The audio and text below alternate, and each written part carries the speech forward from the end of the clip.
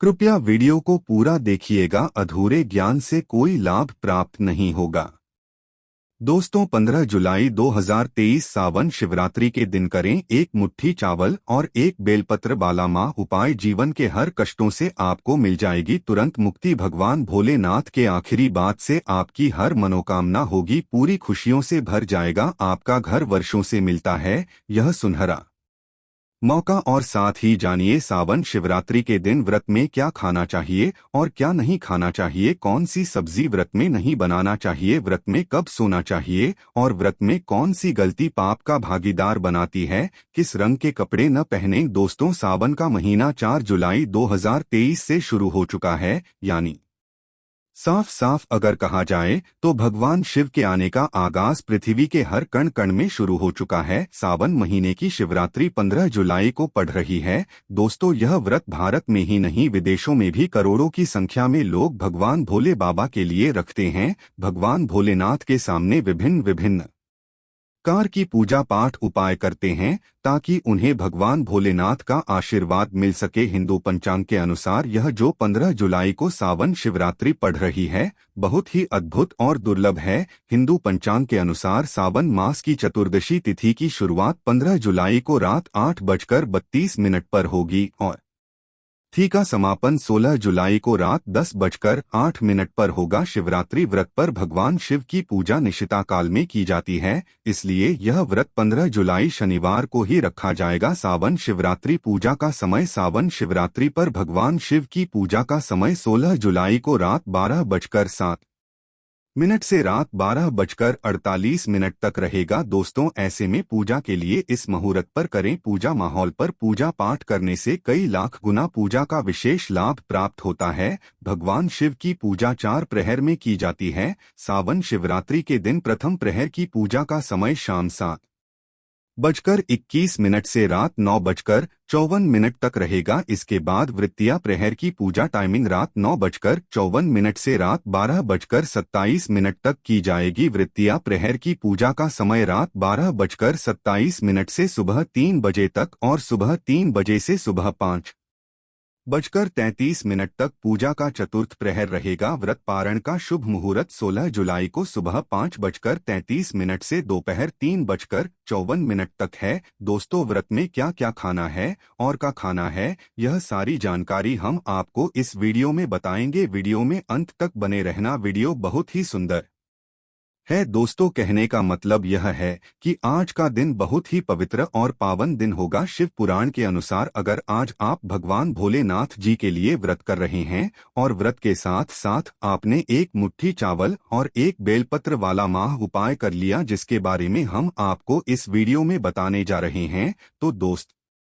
तो न केवल आपके जीवन के समस्त प्रकार के दुखों से आपको हाथों हाथ आज ही के दिन मुक्ति मिल जाएगी, बल्कि आपकी कोई भी मनोकामना हो वह जरूर ही पूरी होगी। शिव पुराण के अनुसार अगर आप व्रत नहीं कर सकते हैं तो अगर आप भगवान भोलेनाथ जी के सामने नियम पूर्वक कुछ उपाय करें तो आपको भगवान भोलेनाथ का आखिरी बात मिल सकता है। दोस्तों, सावन का पवित्र महीना पूरी तरह से भगवान भोले बाबा को समर्पित होता है। कहा जाता है कि इस महीने कोई भी व्यक्ति भगवान भोलेनाथ के सामने अपनी झोली फैलाता है, भगवान भोलेनाथ उस व्यक्ति की झोली खुशियों से भर देते हैं। और कोई भी व्यक्ति इस महीने भगवान भोलेनाथ को सच्चे दिल से पुकारता है तो भगवान भोलेनाथ उसकी जरूर सुनते हैं और उसको अपना आखिरी बात भी देते हैं। इसलिए अगर आप चाहते हैं कि भगवान भोलेनाथ की कृपा सदैव आपके ऊपर बनी रहे तो दोस्त पूरी सच्ची श्रद्धा और पूरे विश्वास के साथ कमेंट बॉक्स में लिख दीजिए ओम नमः शिवाय, हर हर महादेव। और दोस्तों, अगर आप भगवान शिवजी के सच्चे भक्त हैं तो वीडियो को करना मत भूलिएगा। तो जरा एक बात को समझ लीजिए, कहा जाता है कि सावन का पवित्र महीना पूरी तरह से भगवान भोले बाबा को समर्पित होता है। इस दौरान कोई भी व्यक्ति भगवान भोलेनाथ जी की विधि विधान से पूजा कर ले तो मान के चलिए उसको भगवान भोलेनाथ का आखिरी बात मिल सकता है। कहा जाता है कि सावन के महीने का जो सोमवार का व्रत होता है और सावन शिवरात्रि का व्रत होता है। इसका अपने आप में विशेष और खास महत्व होता है। कोई भी व्यक्ति अगर सावन के महीने के प्रत्येक सोमवार को व्रत कर ले और सावन में जो शिवरात्रि आती है उसका व्रत कर ले तो माना जाता है कि भगवान भोलेनाथ की उसको असीम कृपा प्राप्त होती है, क्योंकि भगवान भोलेनाथ सोमवार के व्रत के वक्त बहुत ही ज्यादा प्रसन्न मुद्रा में होते हैं और अपने दोनों हाथों से अपने भक्तों पर कृपा बरसाते हैं। और जो भी व्यक्ति उनके लिए व्रत करता है, भगवान भोलेनाथ की कृपा से उस व्यक्ति के पिछले जन्मों के पापों से उसको मुक्ति मिल जाती है,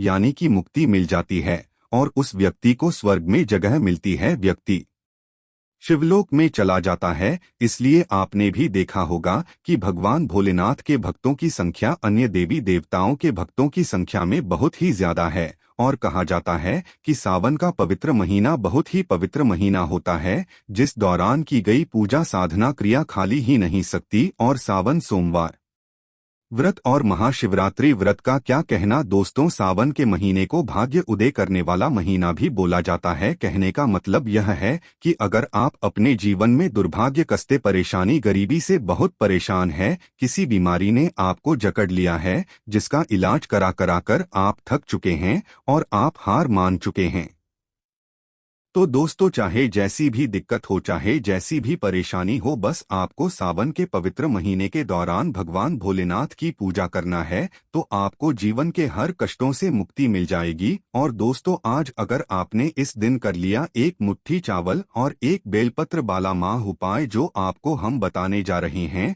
जो शिव उड़ान के अनुसार, तो आपकी कैसी भी मनोकामना मान के चलिए। आप लंबे समय से नौकरी की तैयारी कर रहे थे, आपकी नौकरी नहीं लग रही थी, आपकी नौकरी जरूर लगेगी। इस उपाय को करने के बाद आपका बंद पड़ा व्यापार चल पड़ेगा, आपके जीवन में धन आना शुरू हो जाएगा, धन आने के सारे रास्ते खुल जाएंगे और भगवान भोलेनाथ का आपको वह आशीर्वाद मिलेगा, जिसके बाद आप जो भी कार्य शुरू करेंगे उस कार्य में आपको सफलता प्राप्त होगी। दोस्तों चावल को हमारे हिंदू धर्म में बहुत ही पवित्र माना गया है। कहा जाता है भगवान विष्णु जी, माता लक्ष्मी जी और भगवान भोलेनाथ और कई देवी देवताओं की पूजा में चावल का प्रयोग अवश्य ही किया जाता है। चावल को सनातन धर्म में अक्षय बोला जाता है और दूसरी तरफ जो बेलपत्र होता है वह भगवान भोलेनाथ को बहुत ही प्रिय है। भगवान भोलेनाथ जी की पूजा में अगर आप बेलपत्र का उपाय करेंगे तो आपकी जो पूजा होगी वो तुरंत सिद्ध हो जाएगी। आप जो भी उपाय करेंगे उसका आपको पलट करके तुरंत लाभ मिलेगा। और दोस्तों आज सावन शिवरात्रि व्रत भी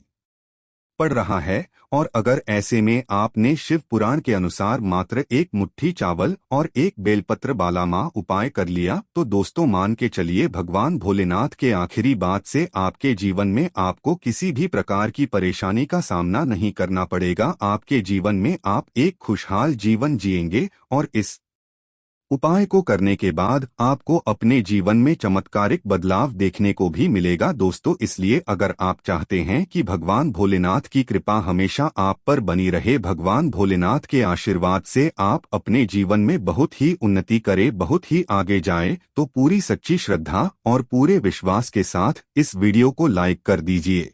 तो एक काम कीजिएगा, जैसे हमने आपकी राशि के अनुसार उपाय बताए और कई लोगों को लाभ भी मिला, ठीक उसी प्रकार आप दोबारा से कमेंट बॉक्स में फिर से अपनी राशि डाल दीजिएगा। आपकी राशि के अनुसार कोई भी ऐसा उपाय होगा जिस उपाय को करके आप कोई लाभ पा सकते हैं, तो वह आकर हम आपके कमेंट में रिप्लाई करके बता देंगे। दोस्तों सबसे पहला उपाय जो हम आपको बताने जा रहे हैं यह है मनोकामना पूर्ति का माह उपाय। और इस उपाय को करने के बाद आपकी कोई भी मनोकामना होगी, कोई भी इच्छा होगी, आज के दिन ये उपाय करने के बाद वह जरूर पूरी होगी। इस उपाय के लिए आपको कुछ चीजें चाहिए होंगी, जैसी आपको एक मुट्ठी चावल चाहिए। चावल कौन सा होना चाहिए? बिना टूटा छोटा होना चाहिए, वरना टूटे फूटे चावल का आपने इस्तेमाल अगर कर लिया तो आपको बहुत बड़ा पाप लग सकता है। दूसरा आपको एक लोटा जल चाहिए होगा। आपको 3 पत्ती भला बेलपत्र चाहिए। 3 पत्ती भला बेलपत्र मतलब एकदम चिकना बेलपत्र होना चाहिए, कटा फटा बेलपत्र बिल्कुल भी नहीं होना चाहिए। 6:44 से पहले मतलब शाम के 6:44 से पहले आपको भगवान भोलेनाथ के मंदिर जाना है। सबसे पहले अपना मुंह उत्तर की तरफ करके भगवान भोलेनाथ का अभिषेक एक लोटा जल से करना है। फिर शिवलिंग पर आपको एक मुट्ठी चावल रखना है। फिर एक मुट्ठी चावल के ऊपर आपको 3 पत्ती वाला बेलपत्र इस प्रकार से रखना है कि बेलपत्र की डंडी आपकी तरफ होनी चाहिए। फिर आपको हाथ जोड़ करके 108 बार ओम नमः शिवाय का जाप करना है। फिर अपनी मनोकामना बोली है। इतना उपाय विधि विधान से अगर आज के दिन आपने कर लिया तो दोस्तों मैं ईश्वर की सौगंध खाता हूँ, आपकी कोई भी मनोकामना होगी वह भोलेनाथ के आखिरी बात से जरूर पूरी होगी। दोस्तों दूसरा उपाय है धन प्राप्ति का माह उपाय। अगर आप चाहते हैं कि आपके जीवन में इतना धन आए, फिर आपको धन की कमी न हो, आपके जीवन में धन आने के सारे रास्ते खुल जाएंगे, आपके जीवन में आप जो भी धन पाए उसमें वृद्धि हो जाए, तो यह माह उपाय कीजिएगा जो हम आपको बताने वाले हैं। इस उपाय के लिए आपको कुछ चीजें चाहिए होंगी। आपको तांबे का लोटा चाहिए, उसको आपको पूरा शुद्ध गंगा जल से भरना है। गंगा जल मार्केट में बड़ी आसानी से मिल जाता है, उसमें आपको डालना है दोस्तों 11 चावल के दाने। अब आपको एक सफेद कपड़ा लेना है, सफेद कपड़े पर आपको एक मुट्ठी चावल रखना है। अब आपको जाना है भगवान भोलेनाथ जी के मंदिर। ध्यान रखिएगा उपाय आपको शाम को 6:44 से पहले आपको करना है। भगवान भोलेनाथ के मंदिर जाइए। भगवान भोलेनाथ के मंदिर जाने के बाद सबसे पहले इस शिवलिंग पर आपको एक लोटा जल अर्पित करना है जिसमें आपने 11 चावल के दाने डाले। फिर शिवलिंग से आपको यह सफेद कपड़ा जिसकी आपने पोटली बनाई है, जिसमें एक मुट्ठी चावल आपने डाला है, इस पोटली को शिवलिंग से छुआना है। इस पोटली को उठा करके लाना है, अपने घर की तिजोरी की दक्षिण दिशा में रख देना है।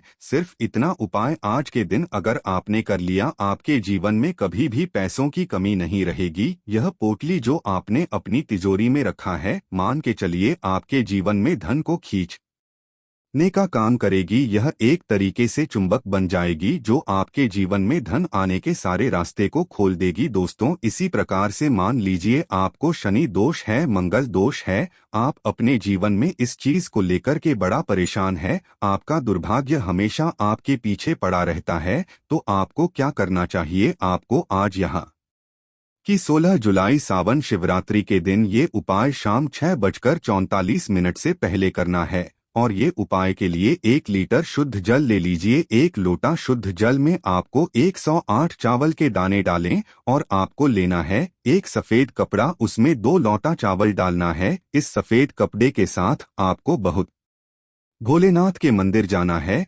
भगवान भोलेनाथ के मंदिर जाने के बाद शिवलिंग पर सबसे पहले आपको क्या करना है कि 1 लोटा जल अर्पित करना है। 1 लोटा जल अर्पित कीजिए और ये जो सफेद कपड़े में आपने 2 लोटा चावल डाला है, यह मंदिर के पुजारी को दान कर दीजिए। इतना भर अगर आज के दिन आपने कर लिया तो मान के चलिए शनि दोष, मंगल 200 या किसी भी प्रकार का दोष हो उससे आपको आराम मिलेगा, मुक्ति मिल जाएगी। भगवान भोलेनाथ के आखिरी बात से जो भी आपका दोस्त होगा उसका प्रकोप लगभग न के बराबर हो जाएगा। अब मान लीजिए आपको किसी बीमारी ने जकड़ लिया है जिसका इलाज करा कर आप थक चुके हैं, आपको कोई लाभ नहीं मिलता, तो आपको क्या करना चाहिए?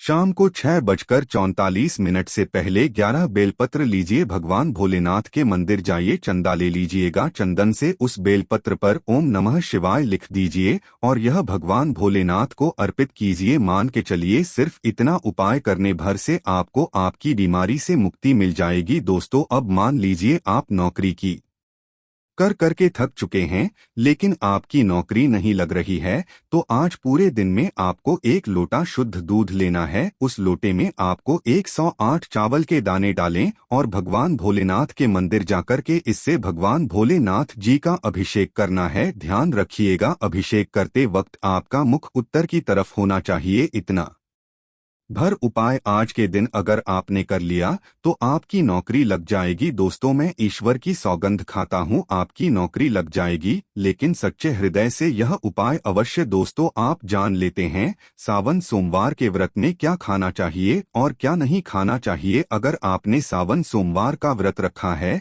तो आप इस दिन से सात्विक भोजन ही करें। यह निर्जला व्रत नहीं होता, इसलिए इस व्रत में सेंधा नमक से बनी चीजें खा सकते हैं। अगर आपने फल खाने पर संकल्प लिया है तो नमक भूल कर भी न खाएं। आप फल बगैर ही खाएं और कुछ मत खाना। व्रत में बाहर का गन्ने का जूस पीना, उसमें नमक पड़ा होता है।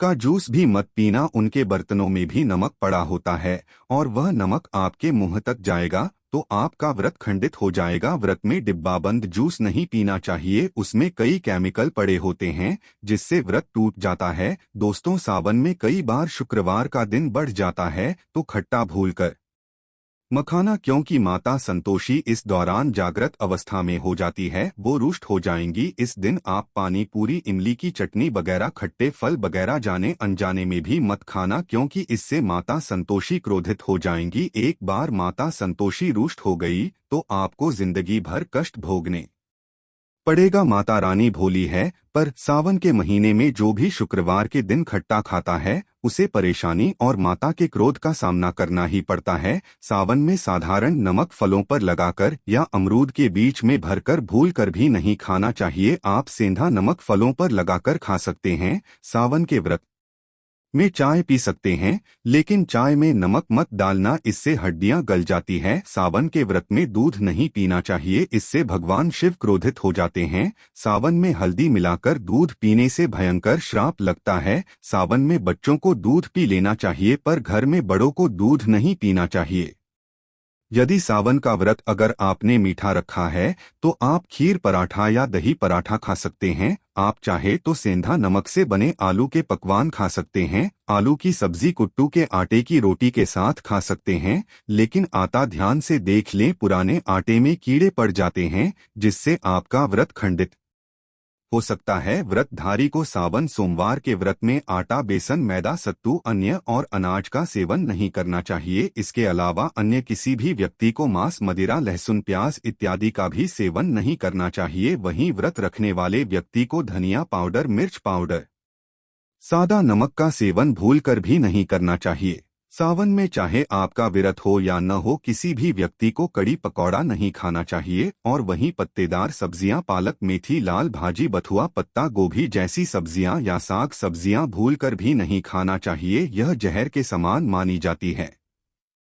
इसमें कीड़े आ जाते हैं, सांप, बिच्छू बगैर आ जाते हैं। और जो भी व्यक्ति सावन में बैंगन की सब्जी खाता है उस व्यक्ति को घोर पाप लग जाता है। इसी कारण लोग दूरदर्शी और चतुर्दशी पर बैंगन नहीं खाते। पत्तेदार सब्जियां क्यों नहीं खाई जाती, इसके पीछे एक कथा है, मैं आपको बताऊंगा। दोस्तों, सावन के पवित्र महीने में कौन सी गलतियां नहीं करना चाहिए। ये गलतियां पाप का भागीदार तो बनाते ही है, साथ ही साथ ऐसा व्यक्ति नरक में अटका रह जाता है। सावन में घर के सभी लोगों को सुबह जल्दी उठना चाहिए और जितना जल्दी हो सके कम से कम पहला साबुन स्नान अवश्य करें। परिवार में सबको स्नान करना चाहिए। यदि कोई भी है तो उस पर गंगा जल के छींटे मार दे। सावन में किसी भी गरीब का अपमान न करें, क्या पता उस गरीब के रूप में भगवान शिव हो, क्योंकि भगवान शिव सावन में अपने भक्तों की परीक्षा लेने आते हैं। सावन में देर तक सोने वाली महिला का पति बर्बाद हो जाता है और उसकी मृत्यु निकट भविष्य में जल्दी हो जाती है।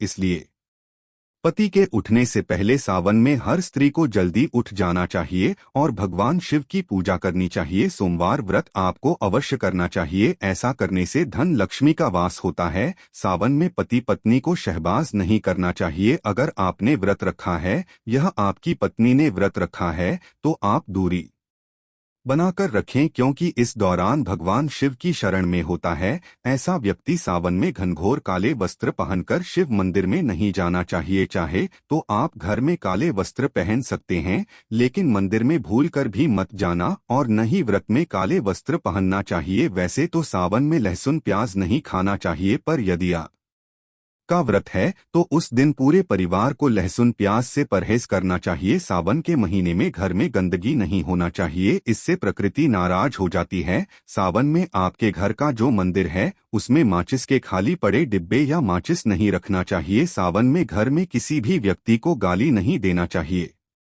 चुगली आदि नहीं करना चाहिए, पत्नी को अपशब्द नहीं कहना चाहिए और न ही पति को अपशब्द कहना चाहिए, इससे भगवान शिव बाप को श्राप दे देते हैं। सावन में जो भी व्यक्ति दूध में हल्दी डालकर पीता है उसके ऊपर महाकाल का क्रोध बरसता है। सावन में बाल, नाखून, दाढ़ी वगैरह नहीं बनवाना चाहिए। यह आपको पहले कर लेना चाहिए। कोई ज्यादा समस्या हो तो आप ऐसा कर सकते हैं, पर शिव जी से क्षमा अवश्य मांग ले। सावन में शरीर पर तेल नहीं लगाना चाहिए। यदि आप कब रहते हैं तो आप शरीर पर तेल न लगाएं। माता पिता का सम्मान करना चाहिए, क्योंकि माँ माता पार्वती और पिता भगवान शिव को माना जाए आता है, इसलिए माता पिता में इन दोनों का वास होता है। माँ पिता का आदर करने से भगवान शिव और माँ पार्वती प्रसन्न होती हैं। सावन में देवी देवता से जुड़ी कोई भी शुभ चीज उपहार के तौर में तभी किसी को मत देना, नहीं तो भगवान शिव आपके घर से सदैव के लिए चले जाएंगे। दोस्तों, आप जानते हैं सावन के पवित्र महीने में शिवलिंग पर कौन कौन सी चीजें नहीं चढ़ाना चाहिए जिससे आपको पाप न लगे। शिव पुराण के अनुसार शिव भक्तों को कभी भी भगवान शिव को तुलसी, हल्दी और सिंदूर सहित यह 6 वस्तु नहीं चढ़ाना चाहिए। पौराणिक कथा के अनुसार केतकी के फूल ने ब्रह्मा जी के झूठ में साथ दिया था, जिससे नाराज होकर भगवान भोलेनाथ ने केतकी के फूल को श्राप दिया। इसीलिए केतकी का फूल शिवलिंग पर नहीं चढ़ाया जाता और वहीं नारियल का पानी भी शिवलिंग पर कभी भी अर्पित नहीं करना चाहिए। शंख से जल भी भगवान भोलेनाथ को नहीं चढ़ाना चाहिए। शास्त्रों के अनुसार सुबह 5 बजे से लेकर सुबह 11 बजे तक शिवलिंग पर जल चढ़ाना बहुत ही शुभ और अत्यंत मंगलकारी होता है। कभी भी शाम के समय शिवलिंग पर जल न चढ़ाएं। शास्त्रों के अनुसार शिवलिंग पर काली मिर्च चढ़ाने से रोगों का नाश होता है। इसके साथ ही सुख समृद्धि की प्राप्ति होती है। घर में कभी भी अंगूठे के आकार से बड़ा शिवलिंग नहीं रखना आइए और शिवलिंग पर जल धारा अवश्य होना चाहिए। भगवान भोलेनाथ को टूटे हुए अक्षत कभी अर्पित नहीं करना चाहिए, इससे क्रोधित हो जाएंगे। सावन के पवित्र महीने में कटे फटे बेलपत्र शिवलिंग पर अर्पित नहीं करना चाहिए। बेलपत्र की संख्या 3 होना चाहिए। बेल पूरे साबुत होना चाहिए, लेकिन आप 6 महीने बेलपत्र भी शिवलिंग पर अर्पित कर सकते हैं, लेकिन कटा फटा ना हो। 6 महीने तक बेलपत्र पवित्र और शुभ माना जाता है। सच्चे दिल से बेलपत्र शिवलिंग पर चढ़ाने से इस मनोकामनाएं पूर्ण हो जाती है। भगवान शिव को दूध में पानी डालकर नहीं अर्पित करना चाहिए, इससे आपको फल भी इसी तरह ही मिलेगा। भगवान सेबी को 1 बूंद भी आप अर्पित कर सकते हैं, पर दूध शुद्ध होना चाहिए और आपका मन भी शुद्ध होना चाहिए। शास्त्रों के अनुसार पीतल के कलश से शिवलिंग पर दूध चढ़ाना सबसे उत्तम बताया गया है। धार्मिक कर्मकांड में पीतल के बर्तनों का विशेष महत्व बताया गया है। विवाह आदि के कार्यों में इसीलिए पीतल के बर्तन का प्रयोग किया जाता है। आपको बता दें, सोमवार को पीतल के कलश से ही शिवलिंग पर दूध से अभिषेक शुभ बताया गया है। स्टील और प्लास्टिक से बने बर्तन का प्रयोग न करें। शिवलिंग पर जल चढ़ाते समय बोझल आपके पैरों के पास नहीं जाना चाहिए, अशुभ माना जाता है। उसे लांघना भी नहीं चाहिए, उसे हम जलहरी कहते हैं। सावन में जल अपने घर का होना चाहिए। मंदिर से जल भरकर मंदिर में ही अर्पित नहीं करना चाहिए, इससे आपका भाग्य खराब हो सकता है। दोस्तों, सावन में यह चीज खा लेने से दुनिया की कोई भी ताकत आपको धनी होने से रोक नहीं पाएगी। मैं ईश्वर की सौगंध खाता हूँ, अगर आपने सावन में यह कीट खा ली तो आपको करोड़पति होते देर नहीं लगेगी, लेकिन सच्चे दिल से ही खाना है। आइए जानते हैं, सावन में शिव भक्तों को शिवलिंग पर चढ़ा हुआ प्रसाद के रूप में धतूरा जरूर खाना चाहिए। इससे आपको ज्यादा नहीं खाना है, बस अपनी जुबान पर हल्का सा टच करना है। ज्यादा खाएंगे तो आप बीमार पड़ जाएंगे, इसलिए बस टच कर लें। आप देखना, आपके अंदर सकारात्मकता का संचार होगा और आपको धनी होने से कोई नहीं रोक पाएगा। दूसरा है बेलफल। बेलफल प्रसाद के रूप में खाने से माता पार्वती के साथ साथ भगवान शिव की कृपा भी बरसेगी और समझते 33 कोटि देवी देवता आपको धनवान बनाएंगे। बस ये चीजें आपको खाना है।